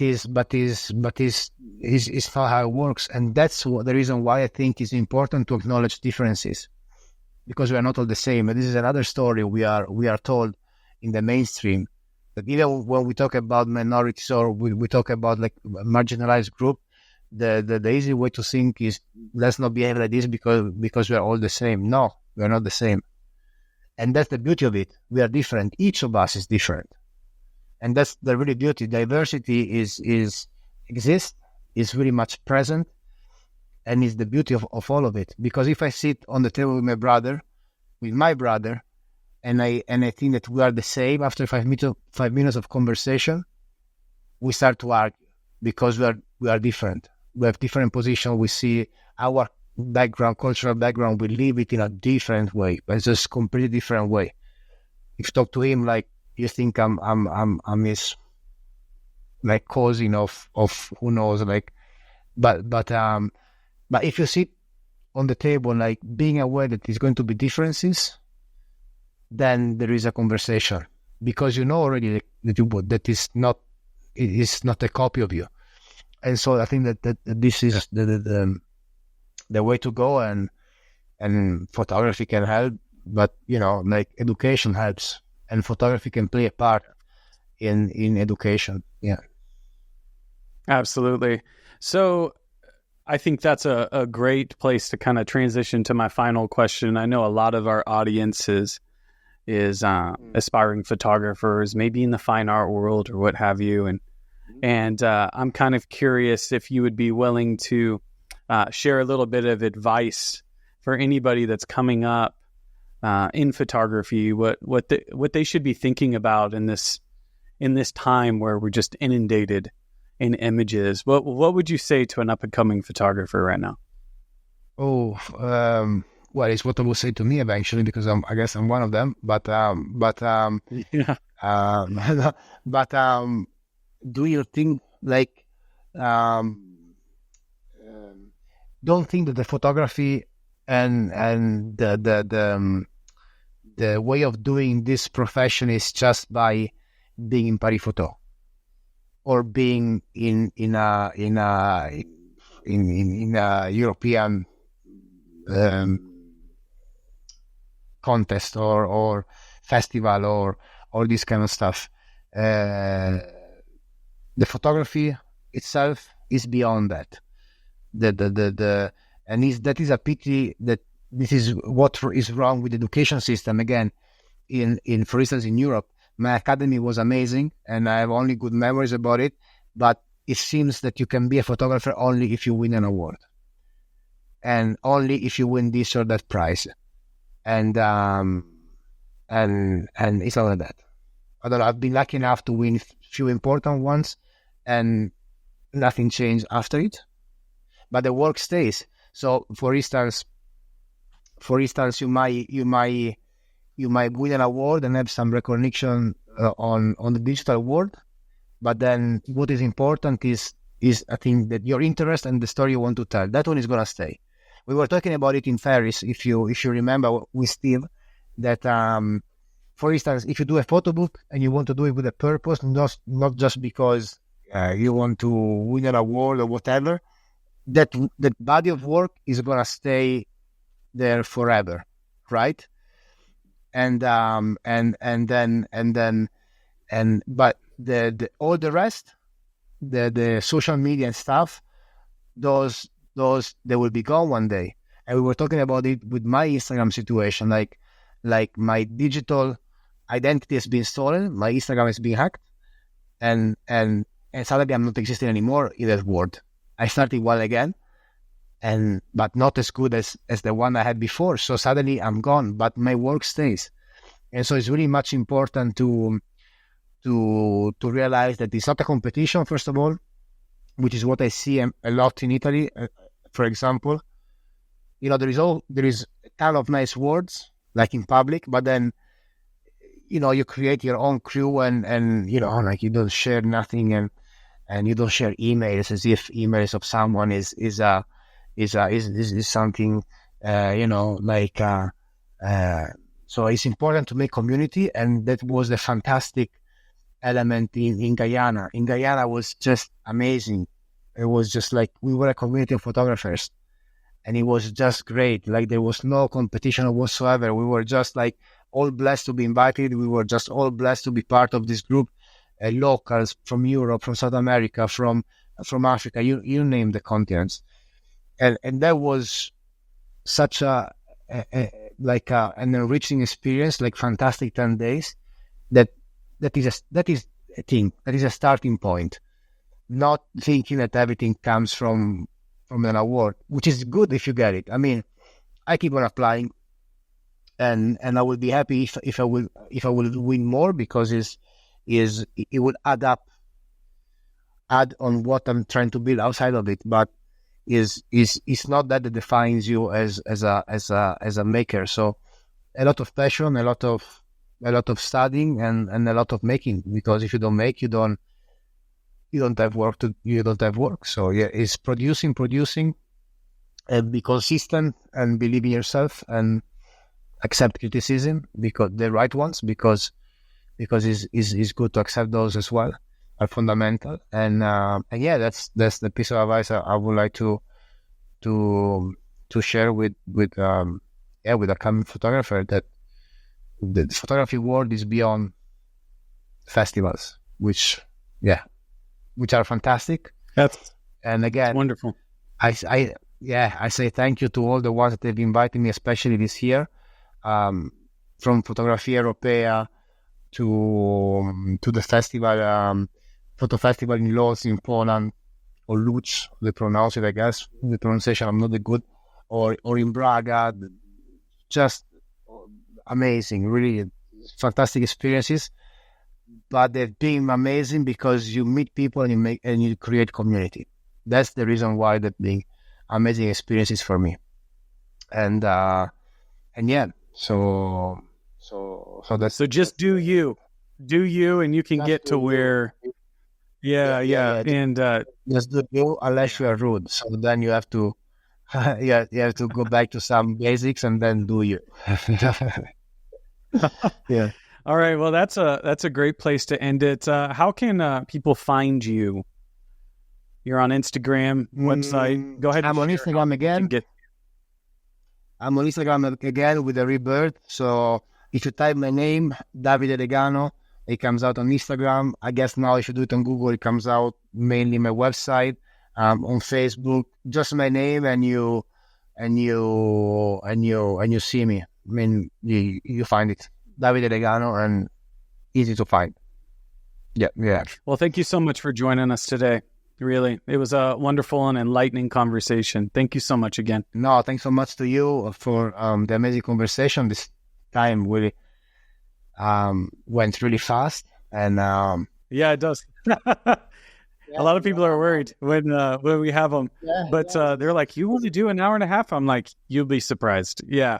Well, it flies, and thanks so much to Urbanautica and Steve, always a huge thank you, because he's one of the guys that doesn't create competition but creates community. So he's very influential. When you asked me about the influential, Steve is one of them. The work he's been doing over the past year. I'm not saying because of friendship, but he knows it, but because I really appreciate what he does for the community. And then the friendship, happened afterwards. But thanks again for inviting me. It's been a pleasure. It's been a pleasure. Of course. And thank you so much for joining us, our audience. If you like content like this, please consider liking, sharing, and also commenting below. And also, if you want to support content like this, please consider joining our Patreon and contributing to us that way as well. And once again, until next time, we'll see you on the next one.